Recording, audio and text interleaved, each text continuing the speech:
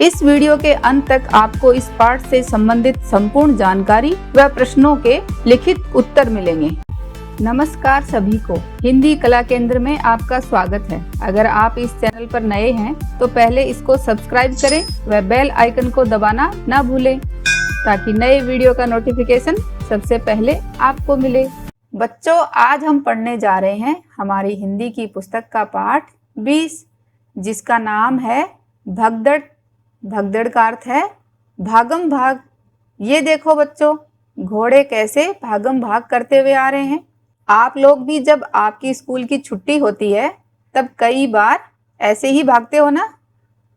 वैसे तो ज़्यादातर कहीं कोई खतरे की घंटी बज जाए तब ऐसे भगदड़ मचती है, या फिर कोई बस ट्रेन छूटने वाली हो तब भी कुछ इस तरह की भगदड़ हमें देखने को मिल जाती है ना। हमारी आज की इस कविता में भी कुछ ऐसी ही भागम भाग मची हुई है। तो सबसे पहले इस कविता को एक बार पढ़ लेते हैं। बुढ़िया चला रही थी चक्की, पूरे 60 वर्ष की पक्की, दोने में थी रखी मिठाई, उस पर उड़कर मक्खी आई। बुढ़िया बांस उठाकर दौड़ी, बिल्ली खाने लगी पकौड़ी। झपटी बुढ़िया घर के अंदर, कुत्ता भागा रोटी लेकर। बुढ़िया तब फिर निकली बाहर, बकरा घुसा तुरंत ही भीतर। बुढ़िया चली, गिर गया मटका, तब तक वह बकरा भी सटका। बुढ़िया बैठ गई तब थककर, सौंप दिया बिल्ली को ही घर।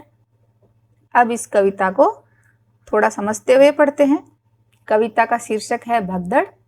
बुढ़िया चला रही थी चक्की। बुढ़िया क्या काम कर रही थी?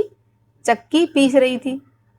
पूरे 60 वर्ष की पक्की, तो 60 वर्ष यानी 60 साल की थी बुढ़िया। दोने में थी रखी मिठाई, दोना कटोरे में कुछ मिठाई रखी हुई थी, उस पर उड़कर मक्खी आई। तो मिठाइयों के ऊपर कौन आता है? मक्खियाँ। तो मक्खियाँ उस मिठाई के ऊपर उड़कर आई। बुढ़िया बांस उठाकर दौड़ी। बुढ़िया बेचारी 60 वर्ष की थी तो थोड़ी उम्र में बड़ी थी ना, तो उसके लिए दौड़ना थोड़ा मुश्किल था। फिर भी बुढ़िया बांस उठाकर दौड़ी। बांस यानी जो बांस की लकड़ी होती है, डंडा उठाकर भागी। इतने में बिल्ली खाने लगी पकौड़ी। तो बिल्ली पास में रखी पकौड़ी खाने लगी। झपटी बुढ़िया घर के अंदर। तो जैसे ही, झपटी का अर्थ है तेजी से आना, तो जैसे ही बुढ़िया घर की ओर भागी, कुत्ता भागा रोटी लेकर। इतने में कुत्ता भी रोटी लेकर भाग गया। बुढ़िया तब फिर निकली बाहर, बकरा घुसा तुरंत ही अंदर। तुरंत यानी जल्दी से, फटाफट। बकरा भी घर के अंदर घुस गया। बुढ़िया चली, गिर गया मटका। और जैसे ही भागम भाग करती हुई बुढ़िया चली, इतने में क्या हुआ? मटका भी गिर गया। तब तक वह बकरा भी सटका। जैसे ही मटका गिरा, इतने में जो बकरा घर के अंदर घुसा था वह भी सटक लिया। सटका यानी निकल गया वहां से। बुढ़िया बैठ गई तब थककर। तो ये सब काम करने के बाद बुढ़िया थक कर बैठ गई। सौंप दिया बिल्ली को ही घर। और अपना पूरा घर किसको सौंप दिया? बिल्ली को। सौंप देने का अर्थ है कि बिल्ली को ही संभला दिया कि अब तू जाने और ये घर जाने। बच्चों, आपने इस कविता में बने चित्रों को ध्यान से देखा? जैसे आप कलर करते हो उससे ये थोड़े से अलग है ना।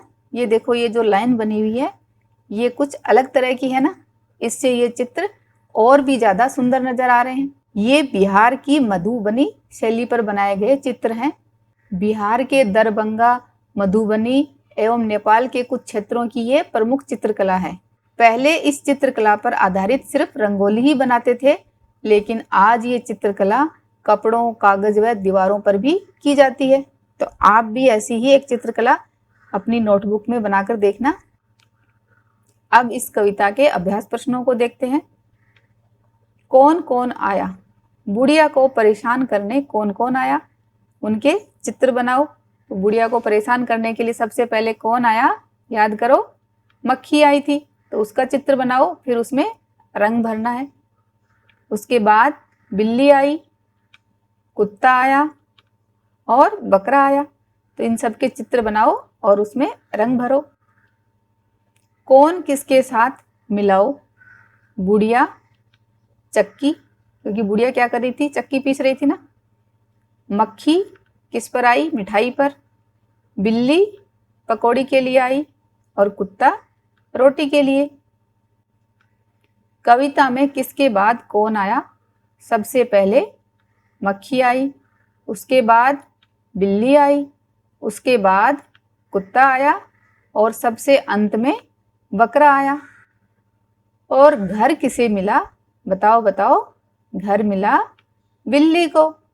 तो बच्चों आप समझ गए ना कि इस कविता का नाम भगदड़ क्यों रखा, क्योंकि इन चारों जानवरों ने एक के बाद एक आकर बुढ़िया को परेशान कर दिया। सबने एक के बाद एक आकर भगदड़ का रूप ले लिया। बुढ़िया एक को भगाई जा रही थी, इतने में दूसरा आ रहा था, है ना। इस कविता को एक बार फिर से पढ़ें व समझें।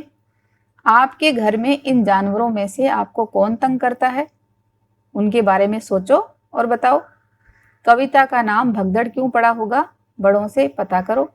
सुझावों व सुधारों के लिए ईमेल करें। अगर हमारे वीडियो बन ही रहे हैं आपके फेवरेट, तो फिर क्यों ना करें इनको लाइक, सब्सक्राइब और रिकमेंड। हमें और बेहतर बनाने के लिए आप कर सकते हैं कमेंट। धन्यवाद।